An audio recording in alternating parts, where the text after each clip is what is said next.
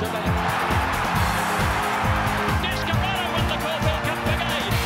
American Caviar. Hello and welcome to your daily bite of the Victorian Spring Racing Carnival in Melbourne.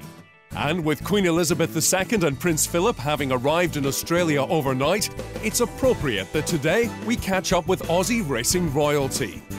We're at Caulfield with the Queen of Australian racing, Black Caviar, who takes the next step of her so far perfect career on the Tats Cox Plate undercard on Saturday. And on the other side of town, the King of Australian racing, Cups King Bart Cummings, unveils his International Cup hopeful, Elo, also on the Cox Plate support card. But first to Black Caviar, who was paraded for the media today ahead of what seems certain to be her 15th win in 15 starts in the Schweppes Stakes. She has scared off all but 4 rivals, and Peter Moody is a lot more relaxed about the pressures of retaining her unbeaten record. Well, it's been a lot more pleasant this week. The pests have stayed in their burrows, and no, it's been very enjoyable this week. And I suppose with the breakfast with the stars out at Moonee Valley and the Cox Plate, which the emphasis should be on, because it is our championship, we've been given a bit of peace and quiet, and we've certainly enjoyed it. As you can see, she's in great physical condition. I think her first up run's brought her on, and very pleased with her. She's cleaned up in the coat a bit. She's a little bit brighter. You know, she's a bit lighter on her feet, so you know, she knows it's game time again. So she's a couple of little bits of work since the last run. Had to probably do a little bit more. You know, the race didn't take a lot out of her, so she's had a couple of nice gallops, and she's looking forward to Saturday. He's up there with the greatest ever. Black Caviar won it by 4.5. Black Caviar has stifled betting for the Schweppes and could start even shorter than 20-1 on, or a return of 4 cents in the dollar. The scratching of Desperado from the Cox Plate has not only moved Helmet in one gate, but has taken some of the speed out of the race. That's also impacted the 3-year-old's dominance at the top of the market. Dunedin is into $9 for the Melbourne Cup after his wonderful win in the Geelong Cup yesterday. His American-like victory earned him a half-kilogram penalty for the Cup. And talk of the Cup brings us to the King, Bart Cummings, the iconic trainer with 12 Melbourne Cups on his CV, and at the age of 83, attempting to win his 13th with the German import Elo.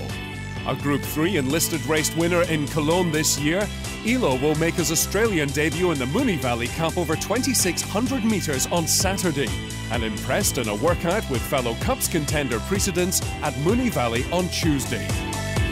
He's a bit stronger than he looks. He's put on 20 kilos since he's been here, which is a fair bit of weight, and he needed it. He was light when he got here.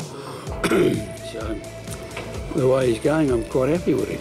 Elo would not be Cummings' first imported winner. Kingston Rule, the Australian-owned 1990 winner by Secretariat, was bred overseas. But Elo is the first international he has had arrive for a current campaign. Wish he'd come here a bit earlier. Would have been easier to get him fit and acclimatised better. If he was come a couple of weeks earlier, it'd be good, but can't change. What's that? Can't change the past. He went from Germany first to Newmarket, and then when he got there, he had to go into quarantine in Newmarket for a couple of weeks, and again, then he had to go to wherever he's home for a month, wasn't it? And he came out, about 2 weeks ago. 2 weeks ago. It's a very different scenario for Bart compared to this time last year, when So You Think was dominating Group 1 races. Although So You Think has won 3 Group 1s in England and Ireland this year under Aidan O'Brien, he's also been beaten 3 times. And to say Bart wishes he was still calling the shots is an understatement. Well, if he's here, he'd be still winning. So still, everyone's got a different idea, but I don't know, I just can't figure them out. Things are also different this year, but in a better way. In 2010, Bart appeared frail in the aftermath of pneumonia, but this spring he's bounced back more like the Bart of old. Yeah, thank heavens, touch wood. Yeah, all right. Nice to see the sun out in Melbourne. There's a bit of rain, the drought's over, so everything's good.